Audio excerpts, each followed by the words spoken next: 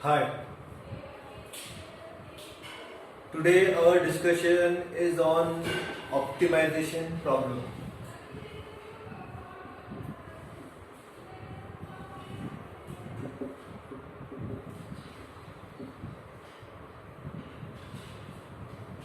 Now, what is optimization problem? A problem which demand either maximum result or minimum result. So, in that case, it is known as optimization problem. Problem can be anything else. कुछ भी हो सकता, कोई सी भी problem हमारे सामने हो सकती है. उस प्रॉब्लम को हम किस तरह से सॉल्व करें, तो हमारे पास उस पर्टिकुलर प्रॉब्लम को हम ऑप्टिमाइजेशन प्रॉब्लम कहेंगे. अब ऑप्टिमाइजेशन प्रॉब्लम को सॉल्व करने के लिए there is a strategy in which one of them is dynamic programming.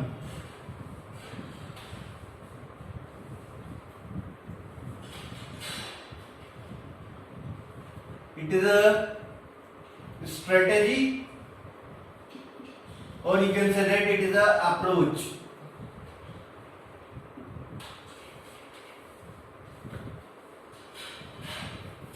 Now, using dynamic programming, we will try all possible solutions and pick up the best one. That is the best solution, which is known as optimal solution. That's why it is known as optimization problem. Optimal solution means best solution. So हम यहाँ dynamic programming के through strategy follow करेंगे जिसमें हम सारे possible solution को try करेंगे और उसकी करस्पॉन्डिंग बेस्ट से बेस्ट रिजल्ट निकालेंगे और उस पर्टिकुलर बेस्ट रिजल्ट को हम उसका बेस्ट सॉल्यूशन ऑप्टिमल सॉल्यूशन कहेंगे.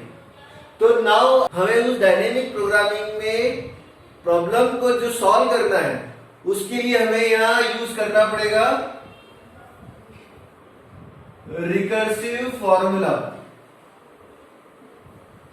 डायनेमिक की problem solve by using recursive formula. इस रिकर्सिव फॉर्मूला को हमें डेवलप करना पड़ेगा. अब ये रिकर्सिव फॉर्मूला जो होगा हमारे सामने उसको हम या तो हम रिकर्शन के थ्रू भी सॉल्व कर सकते हैं या फिर हम इटरेटिव मेथड्स के थ्रू भी सॉल्व कर सकते हैं. These are the two methods. अब हम इसमें से रिकर्शन, हम प्रोग्रामिंग में हम या तो रिकर्शन फॉलो करते हैं या इटरेशन फॉलो करते हैं. दोनों के थ्रू हम इस रिकर्सिव फॉर्मूला पर इन दोनों कॉन्सेप्ट को अप्लाई करते हुए हम हमारी डायनेमिक प्रोग्रामिंग का अप्रोच फॉलो करते हुए वर्किंग परफॉर्म कर सकते हैं. Now again one more thing about dynamic programming. Dynamic programming follow principal of optimality.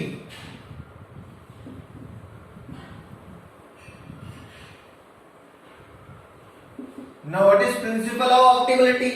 Principle of optimality says that a problem can be solved in a sequence of decision to determine an optimal solution. हमें क्या करना है? Sequence of, जब हम किसी particular problem को solve करेंगे तो हमें उसके अंदर सीक्वेंस ऑफ डिसीजन फॉलो करना पड़ेगा और उस सीक्वेंस ऑफ डिसीजन के बेसिस पर ही हमें ऑप्टिमल सॉल्यूशन डिटरमाइन करना पड़ेगा. तो वो हमारा जो डायनेमिक प्रोग्रामिंग है वो प्रिंसिपल ऑफ ऑप्टिमलिटी को फॉलो करता है. Now what in dynamic programming, in जब हमने कहा कि हमें ट्राई ऑल पॉसिबल सॉल्यूशन, तो इन उन सभी पॉसिबल सॉल्यूशन में हमें हर स्टेज पर सीक्वेंस ऑफ डिसीजन परफॉर्म करना पड़ेगा. We have to perform decision making operation and on the basis of that we can determine optimal solution. This is the concept behind dynamic programming. So dynamic programming is an approach which will be work on optimization problem and in which we will try all possible solution while using sequence of decision and determine optimal solution. You can also say that it is a best solution. Solution can be many, but we will have to find out best solution. That is known as optimal solution, and optimal solution may be either show minimum result or maximum result, depends on the problem. तो अब यहाँ हम एक particular problem को discuss करते हैं सबसे पहले। तो अब यहाँ पर there are two methods through which we can determine optimal solution. तो what it is a way through which how can you implement, it is not a method, it is a way how can you solve this optimisation problem using dynamic programming, via using recursion or via using iterative approach. But there are two methods through which we can solve dynamic programming optimization problem. So उस case में हमारे पास वो दो methods क्या है? तो यहाँ first method कहलाती है memoisation and second one is known as tabulation method. These are the two methods through which we can determine the solution which is known as best solution via using dynamic programming. तो अब memoisation क्या होता है? Memoisation will work in a recursion and tabulation work via using iterative approach. अब यहाँ पर हमारे पास memoisation और टेबुलेशन मेथड किस तरह से वर्क करती है उसके करस्पॉन्डिंग हम यहाँ एक पर्टिकुलर एग्जांपल को पिकअप करते हैं और उस पर्टिकुलर एग्जांपल के बेसिस पर हम रिकर्शन और इटरेटिव अप्रोच को फॉलो करेंगे और उसके करस्पॉन्डिंग हम किस तरह से उसकी वर्किंग परफॉर्म करेंगे। तो जब हम रिकर्शन पे वर्क करते हैं तो हम किसकी बात कर रहे हैं? मेमोइजेशन की बात कर रहे हैं। जब हम इटरेटिव अप्रोच की बात कर रहे हैं तब हम किसकी बात कर रहे हैं? टेबुलेशन की बात कर रहे हैं। तो टेबुलेशन का मतलब ही क्या होता है? डायनेमिक प्रोग्रामिंग है। इसके अंदर हम करते क्या है? हम जो रिजल्ट निकाल रहे हैं उस रिजल्ट को हम टेबल के अंदर स्टोर करके रखते हैं। टाइम टू टाइम अगर हमारा सेम पैरामीटर की value again and again working कर रही है तो हमें वापस से उन्हीं पर्टिकुलर वैल्यू पर वापस से वर्क ना करना पड़े। तो उस केस में हम यहाँ उस वैल्यू को किसी टेबल के फॉर्म में स्टोर करेंगे।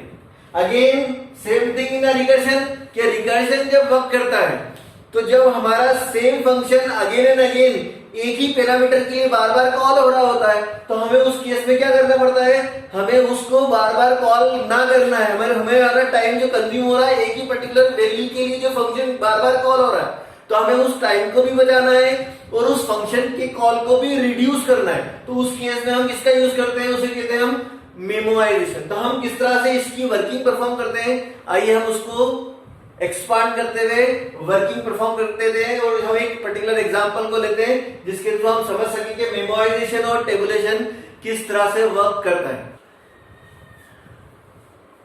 Now we know the one of the concept behind Fibonacci series.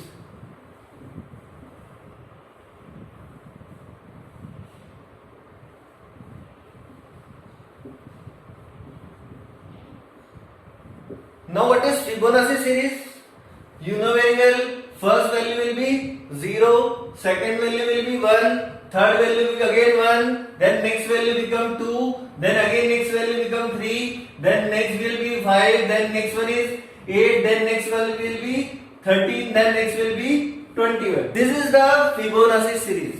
अब हमें इस पर्टिकुलर प्रॉब्लम को टेबुलेशन के थ्रू भी करके देखते हैं और मेमोइजेशन के थ्रू भी वर्क करते हैं कि हम रिकर्शन या इटरेटिव को फॉलो करते हैं तो किस तरह से ये वर्क करता है और किस तरह से हम अपने टाइम को कंज्यूम होने से बचा सकते हैं और किस तरह से हम फंक्शन कॉल को रिड्यूस कर सकते हैं। तो यहाँ पर हम इस पर्टिकुलर प्रॉब्लम पर डिस्कस करते हुए सॉल्यूशन डिटरमाइन करते हैं। तो ये सपोज करो कि हमारा एक एग्जांपल है जहां हमारा जो प्रॉब्लम कोई सी भी हो सकती है जैसा हमने डिस्कस किया। तो अभी हम इस पर्टिकुलर प्रॉब्लम को सॉल्व करते हुए डिटरमाइन करते हैं कि किस तरह से रिकर्शन करते हुए मेमोइजेशन किस तरह से वर्क कर सकता है। नाउ टेबुलेशन का यूज करते हुए हम देख सकते हैं कि किस तरह से इटरेटिव अप्रोच को फॉलो किया जा सकता है। हमें यह डिटरमाइन क्या करना है? प्रॉब्लम क्या है कि हम चाहते हैं कि हमें कोई फिबोनाची सीरीज जनरेट नहीं करना है।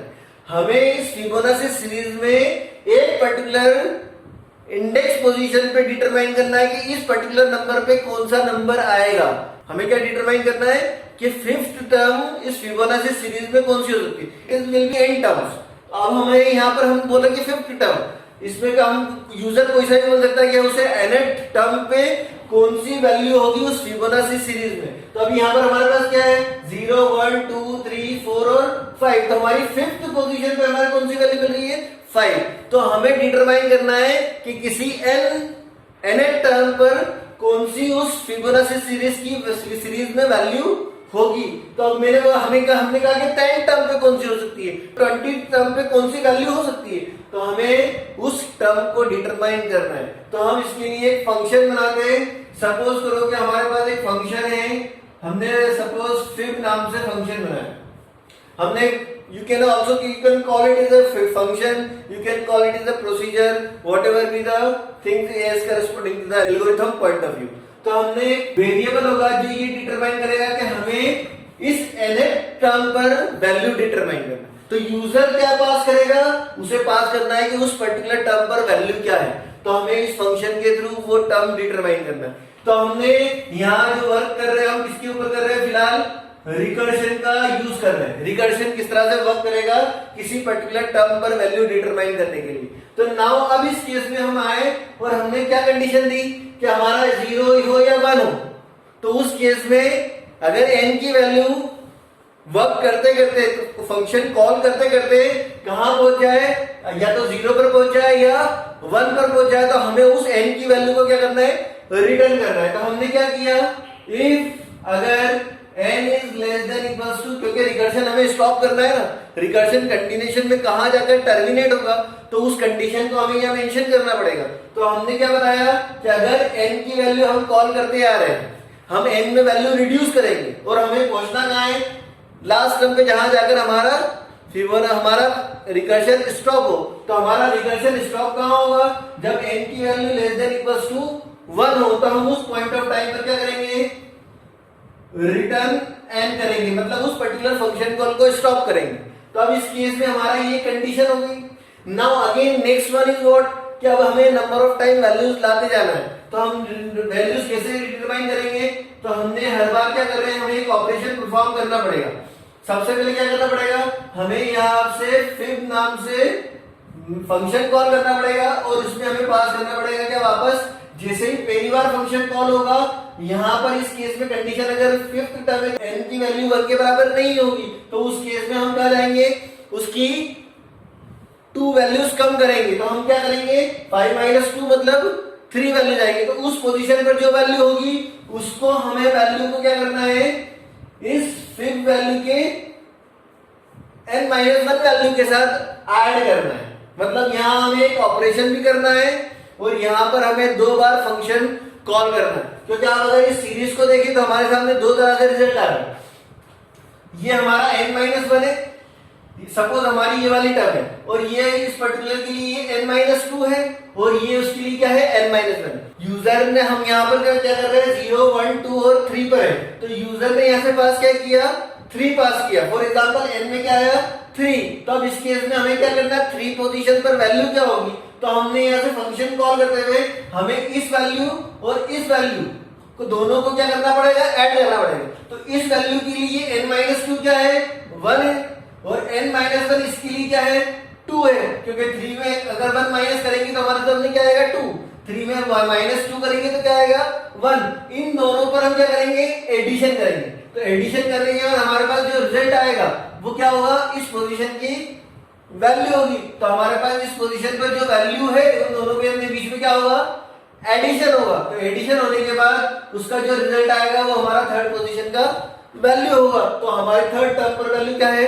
2 है। तो ये हमने एक एग्जांपल लिया। तो हमें इस पर्टिकुलर प्रोसीजर को किसी भी nth टर्म के लिए फॉलो करना है। तो वो nth टर्म ये किस तरह से सॉल्व करते हैं, तो हमने क्या माना, n की वैल्यू हमने क्या ली, 5 कंसीडर किया।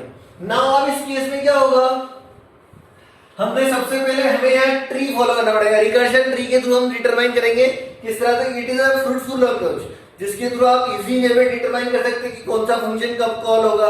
तो अब इस केस में हमने सबसे पहले फिब 5 के लिए कॉल होने आएगा। अब जब फिब 5 के लिए कॉल होने आएगा तो उस केस में हमारे पास 2 फंक्शन कॉल होंगे। कौन से, कि 5 आया, ये कंडीशन तो ट्रू नहीं होगी, तो इस केस में वो इस पर्टिकुलर फंक्शन को कॉल करेगा। तो इस पर्टिकुलर पॉइंट ऑफ टाइम पे n-2 करते हुए वैल्यू क्या है, ये 5 - 2। तो मतलब इस केस में अगेन नेक्स्ट टाइम वापस कॉल क्या हो रहा है, 3 के लिए कॉल हो रहा है। नेक्स्ट टाइम अब ये कंप्लीट होगा तो इसके बाद कौन सा कॉल होना बाकी है, फिर n-1, तो n-1 तो फिर में n में वैल्यू क्या है 5 माइनस 1 कितना होगा 4 होगा। तो हमें दो सॉल्यूशन मिलेंगे कि हमें जब फिर 5 कॉल हो रहा है तो हमें इन दोनों वैल्यूज के ऊपर वैल्यू डिटरमाइन करना है और इन दोनों का क्या करना है, एडिशन करते हुए वैल्यू क्या करना है, उससे जो निकल कर आया उसको रिटर्न करना है। लेकिन अब जैसे ही फिफ्थ 3 पर आया तो फिफ्थ 3 के लिए इसने वापस कॉल किया, तो अब 3 पर कॉल होने के बाद क्या होगा, ये वापस क्या आएगा, तो फिर वापस इंटर के लिए कॉल होगा, तो 3 की वैल्यू 1 से ग्रेटर है, तो उस केस में हमें क्या करना पड़ेगा, वापस से फंक्शन कॉल होगा। तो मतलब इस पर्टिकुलर पॉइंट के लिए वापस कॉल होना बाकी है, तो अगेन इससे कॉल होने के बाद फिर 3 माइनस 2 कितना होगा 1 होगा। अगेन फिर 3 के लिए कितना कॉल होगा, फिर 3 के लिए एक ऑपरेशन और कौन सा बाकी है, फिर 2 कॉल होगा यहां से। अगेन अब इस पर्टिकुलर अगर जब 4 पर जब कॉल होगा तो उस केस में क्या बचा है हमारे पास ऑपरेशन होना बाकी, फिर 4 माइनस 2 है। अगेन फिर के लिए यहां पर क्या कॉल होना बाकी है, फिर 3 कॉल होना बाकी है, n-2 और n-1 है। अगेन हम इस पर्टिकुलर ऑपरेशन पर आए, अब जैसे ही 1 आए तो अब इस केस में हम कंडीशन क्या देखेंगे कि n less than equal to 1 है, तो 1 के बराबर है, तो इस केस में n की वैल्यू रिटर्न हो जाएगी, तो मतलब यहां हमारा पर्टिकुलर फंक्शन स्टॉप हो जाएगा। इस केस में वो रिटर्न क्या कर देगा, 1 रिटर्न कर देगा। देन अगेन फिर 2 कॉल होगा, तो फिर 2 कॉल होने के बाद फिर इसमें वापस से हमारा ये ऑपरेशन ये जैसे ही कंप्लीट होगा तो इस पर्टिकुलर के लिए ये वाला पार्ट जो था पेंडिंग था, तो वो पेंडिंग ऑपरेशन अगेन परफॉर्म हो जाएगा, तो ये वैल्यू जो थी वो स्टोर्ड रहेगी जब तक इसकी वर्किंग पूरी नहीं हो जाती। तो फिर 2 की वैल्यू हमें डिटरमाइन करना है, तो जब ये कॉल हो जाएगा तो सबसे पहले क्या करेगा, ये फिर 0 कॉल करेगा। देन अगेन ये किसके लिए, फिर n-1 मतलब 1 के लिए कॉल होगा, तो अब इसके लिए 0 से वापस अगर 0 n is 0 is less than equal to 1, तो उस केस में उस समय n के अंदर वैल्यू क्या है 0, तो यहां से वैल्यू क्या रिटर्न होगी, 0 रिटर्न होगी। तो इस केस में उस पर्टिकुलर लोकेशन पे जाकर 0 सेट होगा। नाउ नेक्स्ट वन कौन सा ऑपरेशन पेंडिंग है, फिर 1, तो इससे वैल्यू वापस क्या रिटर्न हो जानी है 1 रिटर्न हो जानी है, तो ये हमारी दो वैल्यू निकली।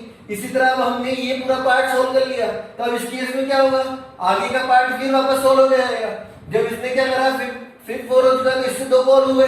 अब इसके बाद नेक्स्ट कॉल होना क्या बाकी है, फिर 2 के बाद वापस से कॉल क्या होगा, फिर 0 कॉल होगा। इसी तरह इसके लिए क्या कॉल होगा, फिर 1 कॉल होगा। अगेन फिर 0 से वैल्यू का रिटर्न हो जाएगी 0, फिर 1 से वैल्यू का रिटर्न हो जाएगी 1। अगेन फिर 3 के लिए कॉल होगा, तो फिर 3 के लिए कॉल होगा, तो फिर यहां से क्या वैल्यू आएगी, फिर 1 होगा। इसी तरह इसके लिए फिर नेक्स्ट कॉल क्या होना बाकी है, फिर 2। अगेन फिर 1 के लिए जैसे ही वर्किंग करेगा तो इससे वैल्यू रिटर्न होकर क्या आएगी 1। देन फिर 2 के लिए क्या वैल्यू रिटर्न होकर आएगी हमारे पास, वापस से फिर 2 के लिए कॉल होगा, तो क्या आएगा हमारे पास, फिर 0 कॉल होगा। फिर इसके बाद पेंडिंग कौन सा बचा है, फिर 1 कॉल होना बाकी है। जैसे ही फिर 0 पर आएगा तो इससे वैल्यू रिटर्न होगी क्या आएगी 0। जैसे ही फिर 1 के लिए कॉल होगा तो इससे वैल्यू रिटर्न होगी क्या आएगी 1। अब हम ये वैल्यू डिटरमाइन करें, तो जब ये वाला ऑपरेशन परफॉर्म हुआ तो इस फिफ्थ 1 की वैल्यू यहाँ पे स्टोर हो गई, लेकिन ये वाला ऑपरेशन पेंडिंग था। अब ये इस ऑपरेशन को आगे सॉल्व करने आएगा तो ये 0 और +1 को ऐड करेगा, तो 0 + 1 1, तो 1 इन दोनों का रिजल्ट क्या आया 1 आया, तो इस 1 को इसने यहाँ रिप्लेस किया, तो अब इस केस में यहाँ वैल्यू क्या है 1।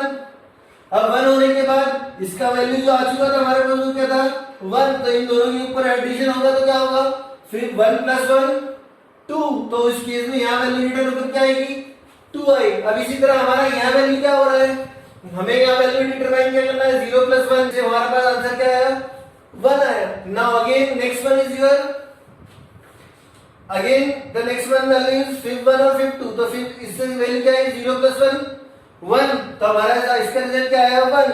फिर 1 से वैल्यू क्या आ रही है 1, तो ये 1 हुआ, तो 1 + 1 2, तो इसके करस्पॉन्डिंग इसका रिजल्ट क्या है 2।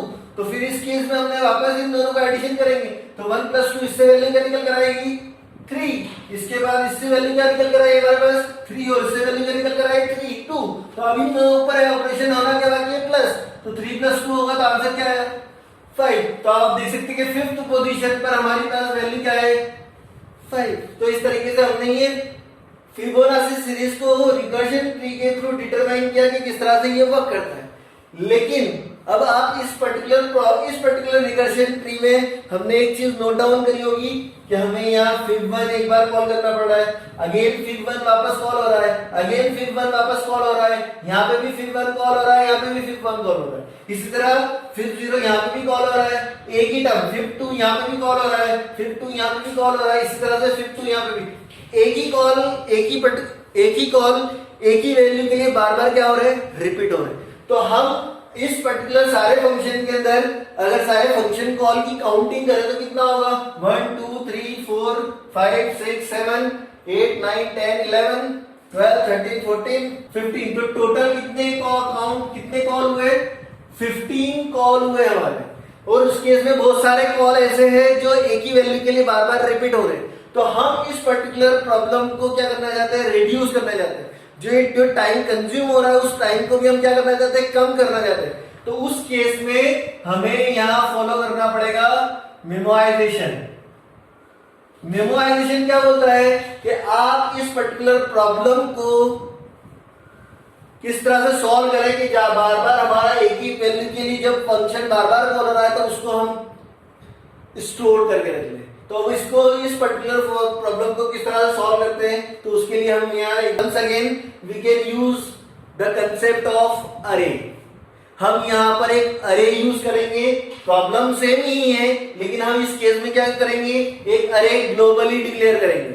और उस केस में जब जब हमारा सेम पैरामीटर के लिए फंक्शन कॉल होगा तो हम उस पर्टिकुलर पैरामीटर को एज ए इंडेक्स अरे के अंदर वैल्यू के थ्रू डिटरमाइन करेंगे क्या क्या ये वैल्यू पहले कॉल हो चुकी है इस पैरामीटर के लिए, क्या ये फंक्शन कॉल हो चुका है इस पैरामीटर के लिए। अगर उस पर्टिकुलर अरे में जाकर उस पोजीशन पर वैल्यू देखेंगे, अगर वो हमें मिलता है तो हम वापस उस फंक्शन कॉल को रिपीट नहीं करेंगे। तो सबसे पहले हम इसको डिटरमाइन करने, मेमोराइजेशन प्रॉब्लम को डिटरमाइन करने के पहले हम इस पर्टिकुलर प्रोसीजर की टाइम कॉम्प्लेक्सिटी अगर डिटरमाइन करें तो कितना होगा। अगर हम टाइम कॉम्प्लेक्सिटी यहां से डिटरमाइन करें तो हमने अगर टाइम कॉम्प्लेक्सिटी निकाली तो ये हमारा क्या है, टी ऑफ एन। इसमें हमारा एक ऑपरेशन पेंडिंग है जिसको हम बोलते हैं कि ये वन ऑपरेशन है। वन ऑपरेशन मतलब कांस्टेंट, हमेशा एक ऑपरेशन परफॉर्म होगा, लेकिन हमारा यहाँ पे कॉल क्या है, T of N minus one, और दूसरा कॉल क्या है, T of N minus two. यहां से हमारे दो कॉल हो रहे हैं, तो अगर हम टाइम कॉम्प्लेक्सिटी निकाले तो हमारा क्या निकलेगा, तो हम इस पर्टिकुलर टाइम पर n-1 और n-2 को n-2 ना कंसीडर करते हुए n-1 ही रखते हैं। तो हम इन दोनों टर्म को क्या लिख सकते हैं, 2t(n-1) लिख सकते हैं।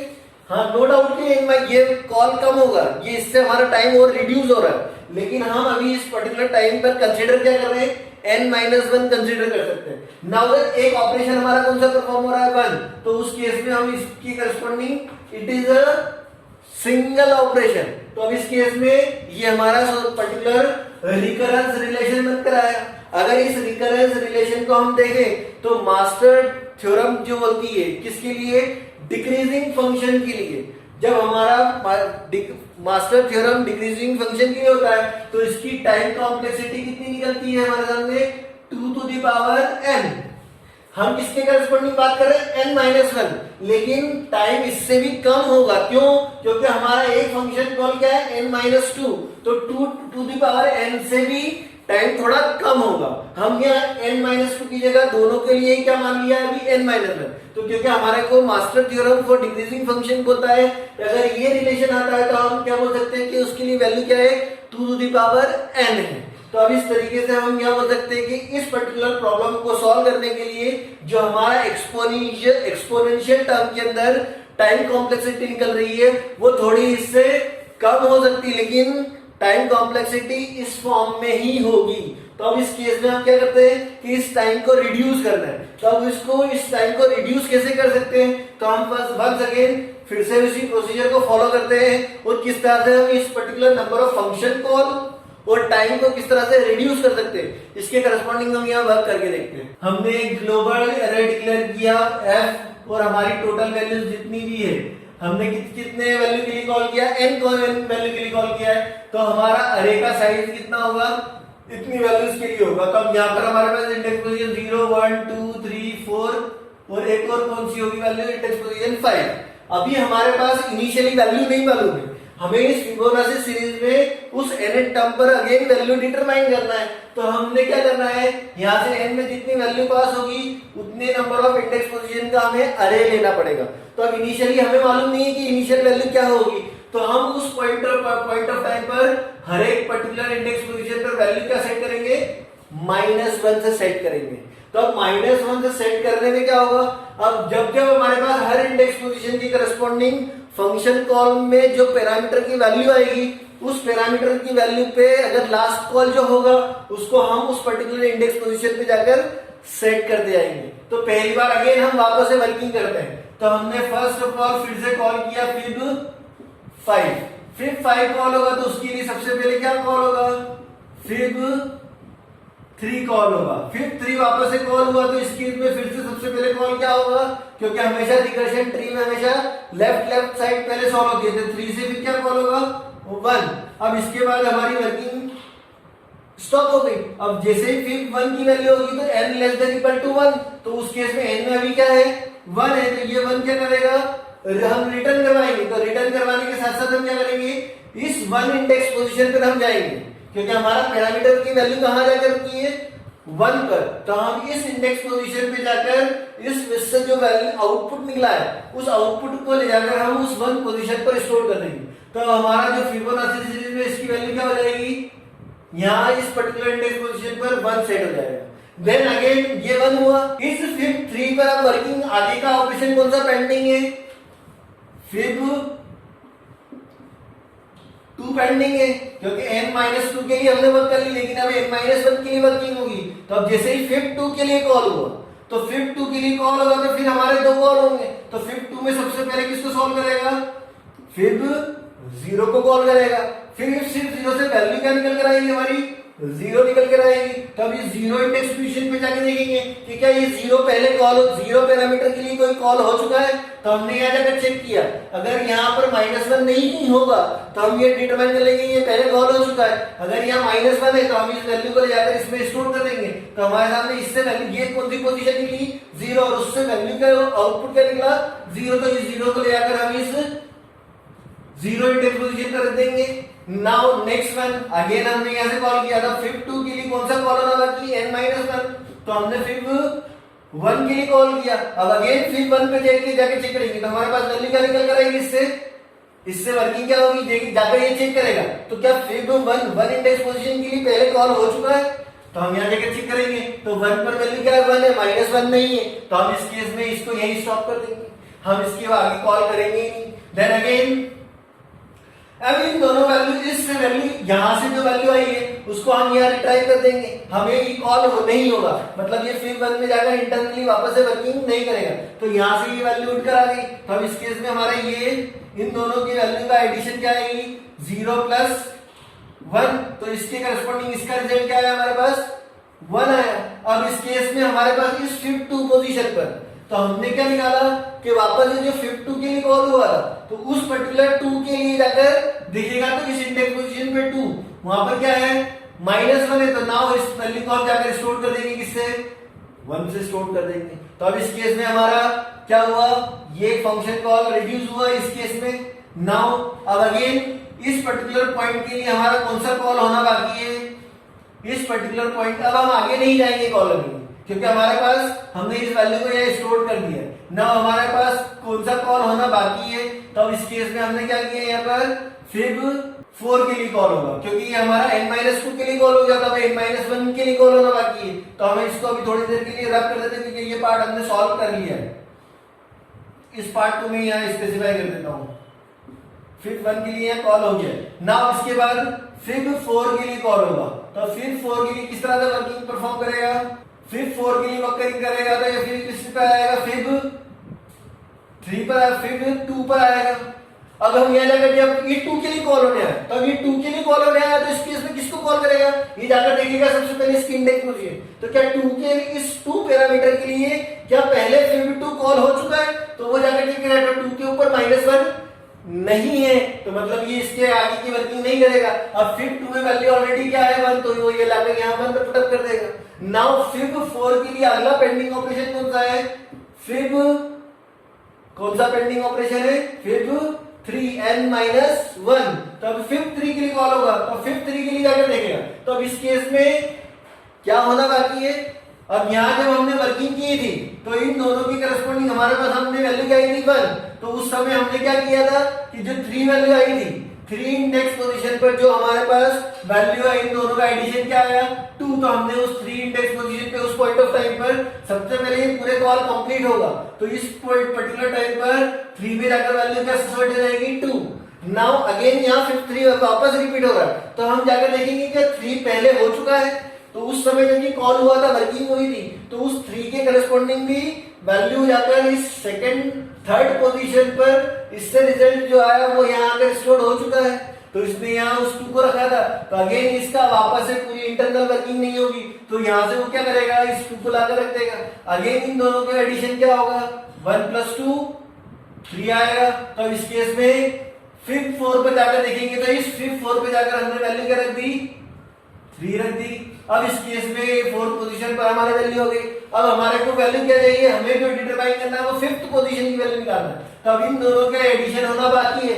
इसका ऑपरेशन पहले हो चुका था, अभी इसका ऑपरेशन हमने जस्ट कंप्लीट किया है। अब इन दोनों का एडिशन होगा, तो इन दोनों के एडिशन के बाद हमारे पास इंडेक्स पोजीशन कौन सी निकली है फिफ्थ पोजीशन निकली। तो अब इस केस में इस पर्टिकुलर फिफ्थ इंडेक्स पोजीशन पर वैल्यू क्या रखेगा 2 + 3। तो यहाँ वैल्यू मैनिपुलेट होकर क्या जाएगी 5, क्योंकि 5 को पहले जाकर चेक करेगा कि फिफ्थ पर कोई वैल्यू है क्या। तो हाँ उस पर क्या था -1 था, तो मतलब -1 ये इंडिकेट कर रहा है कि हमने उसमें कोई ऑपरेशन परफॉर्म नहीं करा था। इस फिफ्थ पे ले जाकर इन दोनों का ऑपरेशन परफॉर्म करते हुए वैल्यू 5 पुट अप कर देगा। तो अब इस केस में हम आप इसकी काउंट करें कि कितने नंबर ऑफ ऑपरेशन हमारे परफॉर्म होंगे। अब हमारे हर बार पहले जब हमारा 0 1 0 1 2 3 के लिए बार बार रिपीटेशन हो रहा था, अब वो रिपीटेशन यहाँ नहीं हो रहा है। अब हम किससे काउंट करें तो ये 1 ये 2 ये 3 ये 4 ये 5 ये कॉल नहीं हुआ, और कितने हुए 6 कॉल ही हुए। हम जहां क्रॉस किया है उसे काउंट नहीं करेंगे क्योंकि यहाँ से कॉल नहीं हुआ है, यहाँ से भी कॉल नहीं हुआ है। तो जहां जहां से कॉल हुआ है हम उसकी काउंटिंग करें तो हमने कितनी काउंटिंग करी 1 2 3 4 5 एंड 6, बाकी कॉल नहीं हुए। तो पहले हमारा कितना था 15 कॉल हुए थे। अब हमारा उस 15 कॉल को उसने रिड्यूस करते हुए कितना कर दिया 6 कर दिया। हमारे टोटल नंबर ऑफ नोट्स कितने बने, टोटल नंबर ऑफ नोट 6 बने, और हमने किस पोजीशन के लिए कॉल किया था n के लिए कॉल किया था, और n अभी कितना है 5। तो हम क्या बोल सकते हैं कि इसने टोटल वैल्यू कितनी आई n + 1 = 6। तो अब इस केस में पहले हमारी टाइम कॉम्प्लेक्सिटी कितनी थी 2n, जिसको हमने चेंज कर दिया किससे n से। अभी यहाँ टाइम कॉम्प्लेक्सिटी हमारी कितनी निकली n, तो पहले हमारी टाइम कॉम्प्लेक्सिटी कितनी निकली 2n। तो हमने ये कंसेप्ट जो कहलाता है वो कंसेप्ट कहलाता है मेमोराइजेशन, जिसमें हम हर बार जो कॉल हो रहा होता है उस कॉल की करस्पॉन्डिंग जो पैरामीटर बार बार रिपीट हो रहा होता है उसको हम यहाँ पर स्टोर करके रख लेते हैं, जिससे हमें बार बार वो वर्किंग परफॉर्म ना करना पड़े। तो उस केस में हमने इस पर्टिकुलर प्रॉब्लम को रिड्यूस कर दिया, इसके टाइम को भी हमने क्या कर दिया रिड्यूस कर दिया, इसके कॉल को भी हमने क्या कर दिया रिड्यूस कर दिया। तो पहले 2n के लिए कॉल हो रहा था, इस तरह से वो कितना हो रहा है n के लिए वर्क कर रहा है। तो इस तरीके से हमने रिकर्शन के थ्रू मेमोराइजेशन का कंसेप्ट देखा, जिससे हमने हमारे टाइम को क्या करा रिड्यूस किया। तो ये डायनेमिक प्रोग्रामिंग बोलती है हमें कि हम हमारी वैल्यूज को किस तरह से रिड्यूस कर सकते हैं, हम हमारी प्रॉब्लम को किस तरह से ऑप्टिमाइज कर सकते हैं। तो ये हम इस अप्रोच को या फिर आगे जो हम नेक्स्ट देखेंगे टेबुलेशन, उसको भी हम फॉलो करके वर्किंग परफॉर्म करके देख सकते हैं। तो अभी हमने इस केस में मेमोराइजेशन का कंसेप्ट देखा, इसके जस्ट बाद हम नेक्स्ट जो कंसेप्ट डिस्कस करेंगे आगे वो होगा हमारा टेबुलेशन। तो ये इसके थ्रू हमने हमारे इस टाइम को रिड्यूस किया वाया यूजिंग मेमोराइजेशन कंसेप्ट, और इस कंसेप्ट को डायनेमिक प्रोग्रामिंग में भी फॉलो कर सकते हैं, या फिर अगली जो स्टेप है हमारी आगे जो की स्टेप आएगी हमारी टेबुलेशन की, उस तरीके से उस पर्टिकुलर अप्रोच को फॉलो करते हुए हम हमारी वर्किंग को परफॉर्म कर सकते हैं। सो इसी प्रॉब्लम को हम आगे कंटिन्यूशन में लेंगे। Till then thank you so much, have a nice day.